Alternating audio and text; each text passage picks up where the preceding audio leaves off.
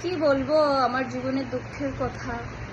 ভেবেছিলাম আমি বিয়ে করার পরে মা বাবার খুব দুলারি হব, ফোন করে করে জিজ্ঞেস করবে খেয়েছিস, ভালো আছিস, কি খাবি বল, এটা কিন্তু খাইস, ভালোভাবে কিন্তু খাইস, ভালোভাবে কিন্তু চলিস।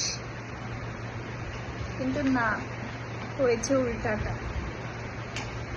আমার ফিল হয় আমি এখন হয়ে গেছি আমার যে বর তার অ্যাসিস্ট্যান্ট, বউ কম অ্যাসিস্ট্যান্ট বেশি। আমার মার আর আজকাল আমার কনভারসেশনে শুধুমাত্র থাকে সিদ্ধার্থ ভালো আছে তো, সিদ্ধার্থ ভালো করে খাচ্ছে তো, সিদ্ধার্থ পারলে স্নান করছে তো, আর কি না কি।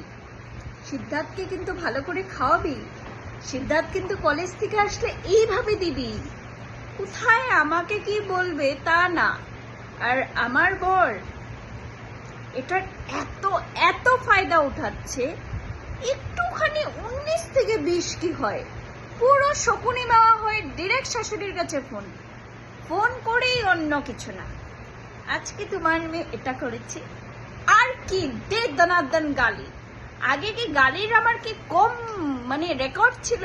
এখন তো আমি কয়দিন পরে গালি খাওয়ার ওয়ার্ল্ড রেকর্ড ব্রেক করব। ট্রফি নিতে দেখো আমাকে ওয়ার্ল্ড রেকর্ড ব্রেক করা। ওই যে এসে গেছে অর্ডার, চা দাও তো একবার। ঠিক আছে বানাই চা, আনছি।